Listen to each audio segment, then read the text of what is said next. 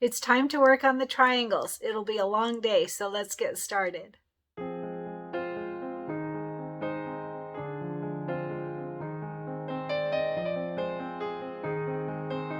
Hey everyone, Cristin here, and once we have our center blocks and our inner borders done, then it's time to do those triangles. The triangles take the longest for sure because we need 4 of them and they're huge, so we can't put extras into one hooping. We can really only do 1 per hooping. So they do take a while, but I'm going to show you how to do them, and we'll just work on it together. And then we're going to be so far along with this. Look at how our Make Cuties is coming so far. It's looking great. So let's go ahead and go over what we need for today. So grab your triangles packet if you made your packets. There's quite a few things in this one.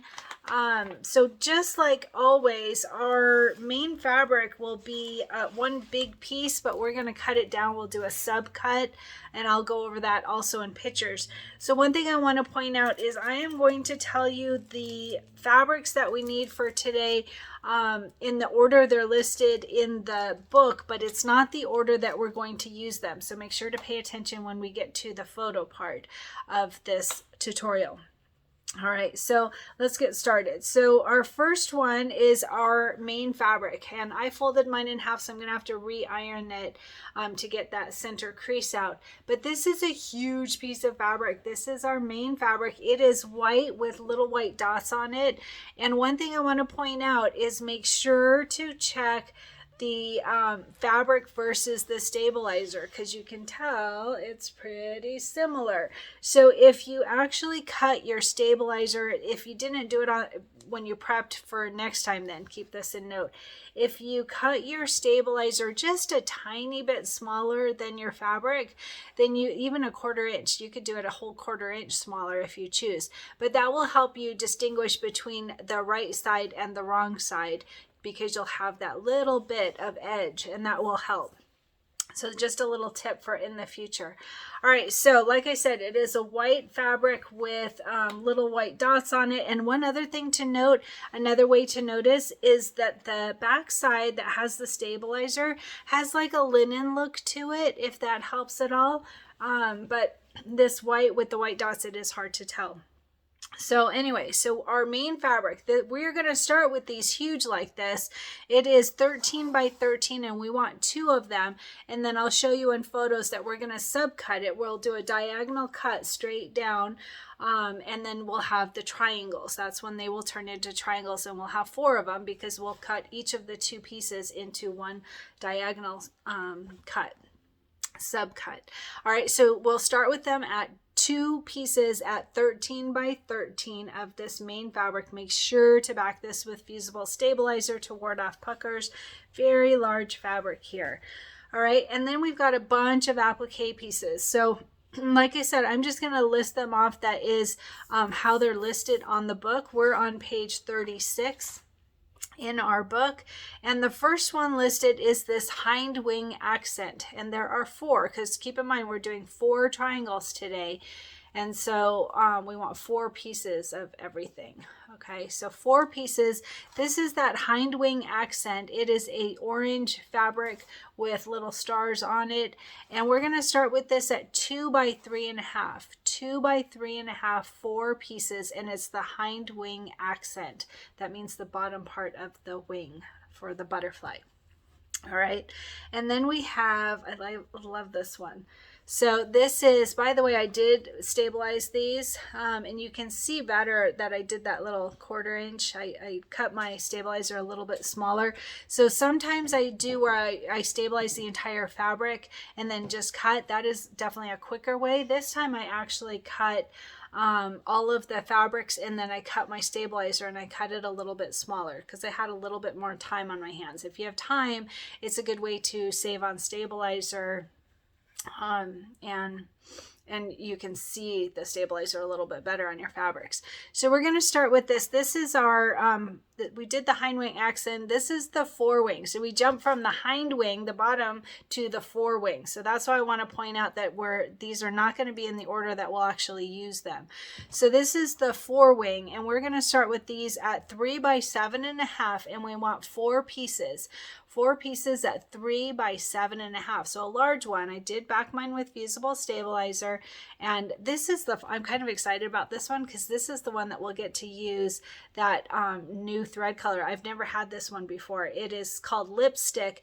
It's by Glide, and remember I mentioned in the prep video that our sponsor, My Girlfriend's Quilt Shop, they have thread kits now for our Cuties projects, and it's small. You get like 4 in a package, and it's such a great way to build up your thread stash, especially of Glide thread colors that most of us really love, and how fun that will be. I think that's a really fun one. So somebody pointed out that our sponsor was out of those thread packages, and I contacted them, and they are expecting them in within a couple of days. So check back. Like I said, it's a great way to build up your stash, and it came with really good colors, fun colors. So again, our forewing, and this is 4 pieces at 3 by 7.5. All right, that's our second applique fabric, but it's not the order that we'll actually use them in. All right, and then this one, same thing with that white versus the stabilizer. So you can see I've got my little 1/4 inch seam allowance that I didn't stabilize. So that makes it easier for me to be able to tell which one is the front and which one is the back. All right, that's my little tip on that. So these are white with white dots, and this is the forewing accent 1. There's 2 accent fabrics for the forewing. So these we are going to have at 2.5 by 6.5. We want 4 pieces, 2.5 by 6.5. I do recommend stabilizing these. They're going to be on top of this, right? Actually, the forewing, yeah, that it will be on top of this. So you don't want that red or dark pink shining through this white, so make sure to stabilize these. Highly recommend it. All right, so that was the forewing accent 1, 4 pieces at 2.5 by 6.5. All right, and then this is the hind wing, I believe. Let me see here. Hind wing, yep, 4 pieces at 3 by 4. It is a teal lattice fabric. Like, it looks like our orange pill quilting. All right, 4 pieces at 3 by 4, was it? Yep, 3 by 4, 4 pieces, and this is for the hind wing. All right, I did stabilize mine. It's up to you if you do on your applique pieces, but at least do the ones that you don't want the fabrics to show through. All right, and then we have our, I think this was forewing accent 2. 4 pieces, forewing accent 2, and you can see how I did my stabilizer this time. It takes a little bit more time, but it saves on stabilizer, which we run through so quickly. So forewing accent 2, we want 4 pieces that are 2 by 6. 4 pieces that are 2 by 6. This is the forewing accent 2, and I'll show you in photos as we're working on the project just where each of these fabrics are going to go. All right, and then the next one is our glitter vinyl. 4 pieces. There we go. I thought I only had 3 for a second there. 4 pieces of our glitter vinyl, and these are going to be 1.5 by 3.5. And don't forget, really important, and I'll show you in the photos too, but whenever you're using the glitter vinyl, you want to make sure to take off that top layer, which is that sticky. All right, make sure to take that off before you lay this down as your applique fabric.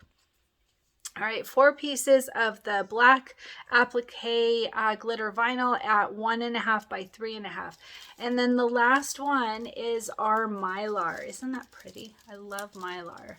Mylar is really fun if you're doing, what are those called, where it's not thick stitching. It's, I'm drawing a blank on the name of it, but a certain type of stitching that isn't really dense and you can see the mylar through it. I made my granddaughter a fairy dress with mylar wings, and it was just really fun. And it stitched it down just enough that it would sparkle. It really, really sparkles. I've seen people do them with mermaids and princesses, and just really fun working with mylar. I like mylar. So iridescent mylar, we want 4 pieces that are 3 by 6.5. 4 pieces pieces that are 3 by 6.5, and this easily gets lost, so make sure to keep it in your bag until you're going to use it. And we will use this for the 4-wing accent 1 and the cell decorative fill, and I'll show you all of that in photos. So those are all of our applique pieces, and there's a lot of them, but we'll get through this working one at a time. I am going to bring you over to the machine to show you how to turn that butterfly, because we will need to place that butterfly in just the right spot. But before we do that, let me talk about the quilting real quick. So for our quilting, whenever we quilt, we use batting. That's what gives it that little puffy quilting look. I actually quilted a pillow many years ago. I quilted a pillow before I understood quilting, and I didn't use batting, and it just looked like there were all these stitches all over it instead of having that quilting look. So you definitely want batting. I learned my lesson. All right, so for our batting, we want 4 pieces, and this is going to be 7 1/4 by 13.5. 4 pieces of batting. That's 7 1/4 by 13.5. It's kind of weird dimensions, so keep in mind that it can be anything larger than that. It just has to be at least 7 1/4 by 13.5 so that it will tack down. So really anything larger than that, if it's easier to cut like 8 by 14, go for it. That's totally fine. But at least 7 1/4 by 13.5. All right, and these are rectangles. I've had people ask how it turns into a triangle, and it will do that when we're going to place this over our placement stitch like we always do, and then we tack it down, and then when we trim, it will become a triangle. All right, so it is a rectangle for our batting, 7 1/4 by 13.5, 4 pieces, 1 for each block. All right, and then we are going to quilt this. What is our quilting? It's going to be triangle butterfly. That will be very cute. So that's the same one that we used on our center, but this one will be for the triangle. So all those cute little butterfly quilting designs. That's what we're going to use for our quilting on our triangle. And like I said, the butterfly, we will have to turn it. I'm going to bring you over to the computer just to give you a visual of that, but we're not actually going to need to have our we're not going to combine designs or do a color sort or anything like that. I'm just going to bring in the quilting design and then bring in the embroidery design, which is that butterfly, and then we're going to turn it so that it matches in the exact spot that it's supposed to be, and I'll show you how to do that. So let's go ahead and go over to the computer and take a look for a visual of how to turn that butterfly. Hey everyone, so I'm at my computer and I'm just going to quickly open up Embrilliance Essentials and show you how it should look once we've got the quilting design merged with the embroidery design and turning that butterfly. So let me just move this over here. And it says I'm on my 9 by 14 hoop, which I think is probably what I'm going to need actually. I'm quite sure that is. So if you're not on the hoop size that you want, then you would go up here to the preferences folder, click on the hoop size you want, say okay, and then you can either use your mouse or this H button in the compass to scroll into the workspace for that hoop. All right, so we always start by bringing in the quilting. So I'm going to go to Merge Stitch File, and Cuties table topper, there's my quilting bundle. So it's just asking you where you have the design that you want it to open. And I use Pez, and let's see, May, centers and triangles May. So the second from the bottom is where we're going to look. And depending on your hoop size, there are options on the triangles. I'm going to use the largest one, which is this 9 by 14. There's also an 8 by 12. And you can see from looking at the photo that the difference is just that it doesn't go all the way to the edge, which this one doesn't go all the way either. So either way will work fine. And if you're using a 5 by 7, then there's three files for you to use together. All right, so I'm going to click on 9 by 14 and it goes to the center. See what I was saying as far as it does not go all the way. And I point this out on every triangle video that we need this to go all the way. So when we do our final cut, we are not going to cut here at this end point. It's really important that we do not cut there. We want to cut where the fabrics will meet. So think about this fabric coming all the way down here and this fabric coming here, and that's where we will cut. And we just use our ruler to determine that. It's actually extremely easy, but if you cut here, then you're cutting too short and it will be a problem. So keep that in mind when we get to that point. All right, so that is our quilting design word. We don't need to do any merging or color sorting or anything like that because we're just doing one in the hoop. So I'm going to go to merge stitch file to bring in the next part, which is the embroidery. That was our quilting. Excuse me. So there's the embroidery files. Pez is what I use. And all Aflutter, that's the very first one right there. So if I double click on that, it goes to the center and you can see that it's not, that will not work. Okay, so please remember to move this design. It's really important. Otherwise, you're not going to have it in the right spot for your triangle block. All right, so it's very easy to do. If we click on the design, you can click here or you can click where we were before. You can click on that. Either way will work. Just make sure that you're only selecting the butterfly, not the quilting design. All right, and then you can take it and you can move it with your arrow keys if you choose. You can move it with your mouse. Either way, that actually was super simple. So what I did is I'm using my left arrow key, and that's just moving it up into the right spot with keeping it centered still. So that works really well. So then we want to zoom in. So what we're doing, if you can see this faint line in the background, because we only have the butterfly selected, so the rest of it is not selected, and so it's lighter in color, but that's what we're lining up with, is this last point, which is the placement and tack down of our main fabric. That's the line that we are lining it up with, and then also it will automatically line up here. And you saw that I just kept it in the center. We didn't have to flip our butterfly. I assumed we'd have to flip it because others we've had to rotate, and this we didn't have to do. So all I did was keep it on that center line. If you've moved it from that center line, you can still use these black squares to help line it up. That's actually extremely easy to do.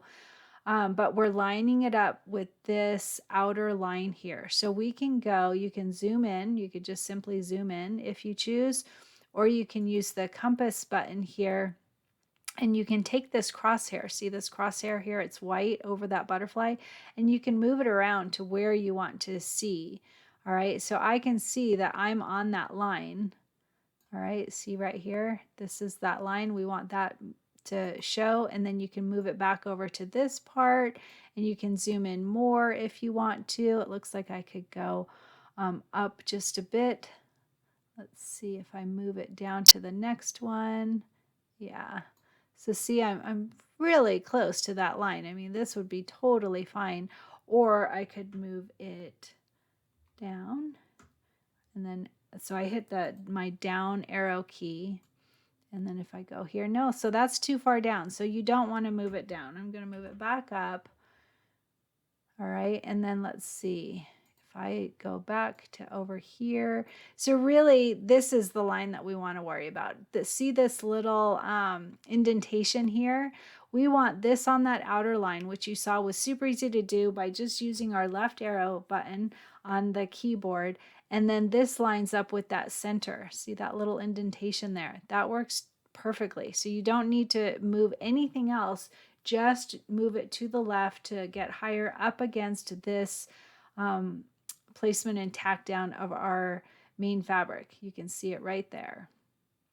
All right, and then this will keep it in the center, that little indentation. So that's perfect, just like that. So I'm going to go ahead and do a file save as. Don't forget, you can move this around. Once you move it there, then you can use your mouse button to zoom in to make sure that you're not too far or too not far enough. This looks like it could go. I'm going to go back one. Nope, it was fine where it is. I'm going to leave that. All right, so let's see, I'm just going to go to H so I can zoom back to the regular view.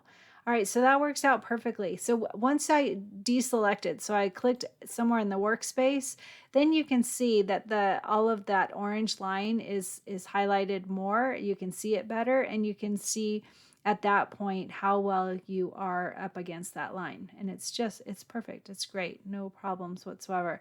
All right, and I just used my mouse button to zoom in and out. Like I said, you can use that compass button. So that was really easy to do. I'm going to do a file stitch file as. Don't forget, we don't need to make any changes over here because we're only doing one in a hooping. We're going to do 4 of these. All right, so I'm going to do file, save stitch file as. And let's see, I am in, yep, Aflutter. So I'm in my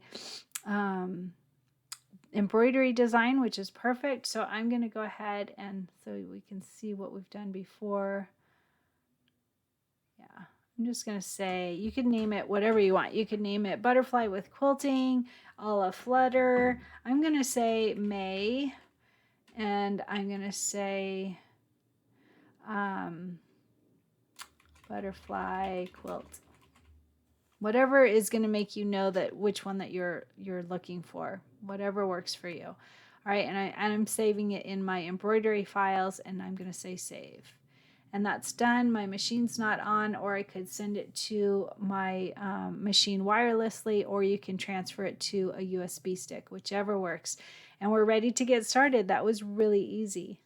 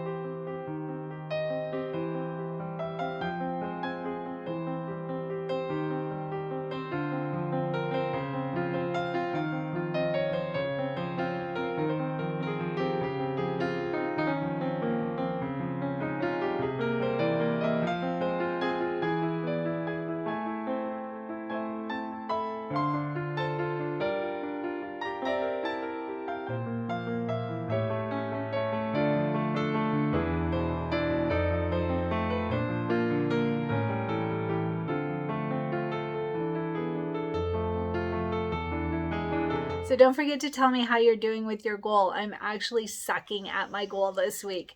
So I worked again until about 1 o'clock in the morning last night. And so I did not get a run or a bike ride or anything in. And that's a bummer because I have this specific goal, but there just wasn't time.